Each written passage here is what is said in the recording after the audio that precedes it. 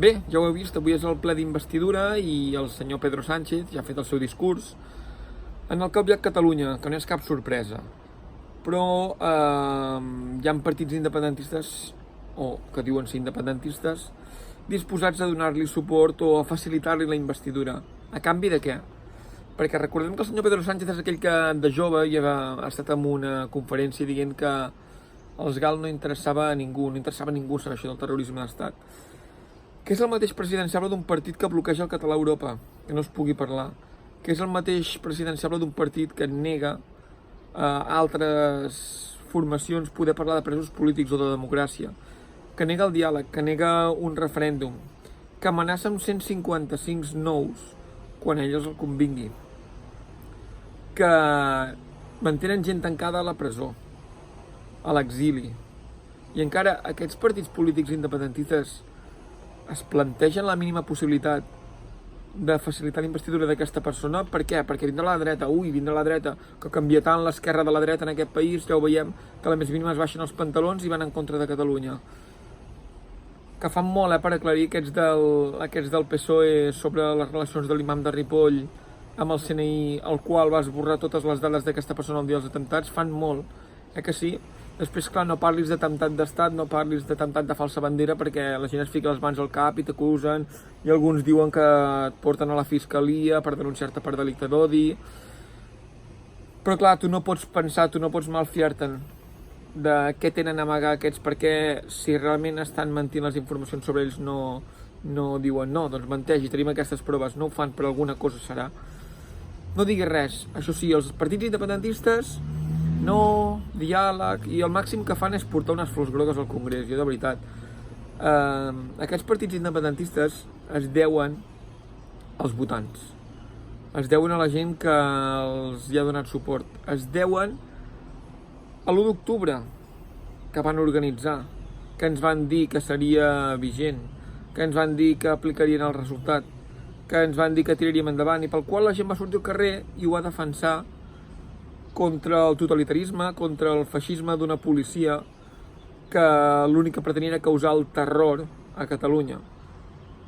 Ja sabeu què vol dir això de causar el terror, mitjançant la força i la violència obtenir unes finalitats polítiques. Això, segons el diccionari, és terrorisme. Aleshores podríem parlar de terrorisme uniformat o terrorisme d'estat, perquè segons la llengua sí. Doncs es plantegen donar suport a aquestes persones. Partits independentistes, ja vau veure l'altre dia Esquerra Republicana, si no m'equivoco, l'agrupació dels Sants van fer una consulta de quina creien que havia de ser la posició del partit a la investidura. Rotundament va guanyar el no. No només per majoria, sinó per unanimitat. Tothom va votar que no, que s'havia de dir no a la investidura de Pedro Sánchez. Aleshores, què estan fent? Per què cal fer el paperines i votar, abstenir-se o a favor per facilitar la investidura d'un president o d'una persona que ha demostrat que a Catalunya li importa un rave, una persona que està al servei dels grans poders de l'Estat, una persona que té un ministre com el senyor Borrell que se'n va pel món mentint, concedint entrevistes, i quan escolten allò, quan els diuen allò que no volen sentir, stop this record, stop this record, stop it, perquè són així. Aquesta és la democràcia del Partit Socialista Espanyol, que sembla més el Partit Nacional Socialista Espanyol que cap altra cosa. Que els espanyols, quan és anar contra Catalunya, van tots units. Que els espanyols, quan és acabar amb la llengua catalana, van tots units. I aquí, en canvi, encara n'hi ha que diuen que no, que el català és secundari. De veritat, qui ha segrestat els nostres partits independentistes? Aquests que volen eixamplar la base i que diuen que no la independència en castellano, que la llengua bueno. Ara què? També comprarem a l'estat espanyol això de que som uns supremacistes i tindrem vergonya de parlar en català i tindrem vergonya d'utilitzar el català perquè no ens titllin de supremacistes. És a dir, ens estan amb una mentalitat de colonització, ens estan donant una mentalitat de gent que viu en una colònia increïble. No protestem perquè ens roben, no protestem perquè ens afecten a la nostra seguretat, perquè clar, tenen patrulles dels Mossos als jutjats, però després falten patrulles per patrullar. No protestem quan hi ha un atemptat a Catalunya i no se n'aclareixen els fets. No protestem quan hi ha agressions lingüístiques. No protestem quan no tenim atenció en català a tot arreu. no fos cas, perquè som uns supremacistes. Perquè, clar, això de venir a Catalunya, a viure a Catalunya i no parlar en català durant més de 40 anys, i a sobre dir-los els que viuen aquí, els que parlem la llengua d'aquí, que canviem, que hablar en castellano, és molt còmode, no? Per això no tenen pebrots d'anar-ho a fer París, i no tenen pebrots d'anar-ho a fer Berlín, i no tenen pebrots d'anar-ho a fer Lisboa. Bé, sí, a Lisboa sí, que els portuguesos també comencen a estar fins als pebrots dels turistes espanyols que van allà i es pensen que allò té més a Espanya. És la mentalitat d'Espanya, la mentalitat colonialista, la mentalitat imperialista, que no respecta res que sigui diferent a ells. I el futur que queda amb Espanya és aquest. El futur en un país que no et respecta com ets, que mai et respectarà com ets i que no et tolera.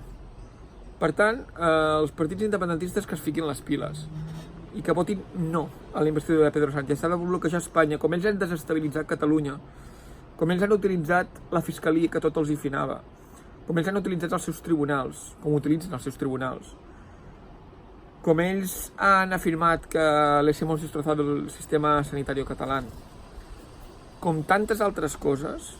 Nosaltres ara hem de facilitar a ells la governabilitat i els hem de deixar que facin? Doncs la resposta és no.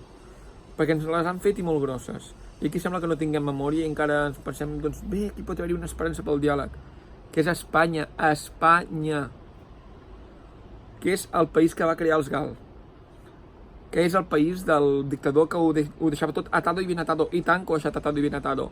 Ja heu vist el rei ara, que amb el seu decret, es pot dir, o amb el que ha dit, que no es toca Franco. Aquest és l'estat espanyol que espera. Diàleg de debò amb aquesta gent, no n'hi ha. Val més que comencem a posar fil a l'agulla i que tirem endavant la república. Perquè en aquest estat no hi ha futur. Si voleu sobreviure com a poble, marxem. I si els partits independentistes no estan a l'alçada, acabem amb ells. S'ha acabat Esquerra, s'ha acabat Junts per Catalunya i una llista de persones anònimes que es fiqui al capdavant, que la gent els doni suport i que tirin endavant amb la independència de Catalunya i amb els resultats de l'1 d'octubre. Perquè mentre no ho fem hi haurà iniciatives com els de Foment, que s'aniran denunciant a l'Assemblea i altres persones i altres entitats perquè fem una campanya de consum energètic a favor de les nostres empreses, no en contra de ningú. I aquesta és la realitat. Per això només ho caminarem amb la República Catalana, perquè mentrestant hi haurà empreses com CaixaBank, com Santander, com BBVA, com Iberdrola, com el Corte Inglés, com Inditex, com Repsol, que seguiran pagant campanyes en contra de la independència i de la democràcia. Per això jo dic sí a la República de Catalunya. Visca la República de Catalunya i Aran.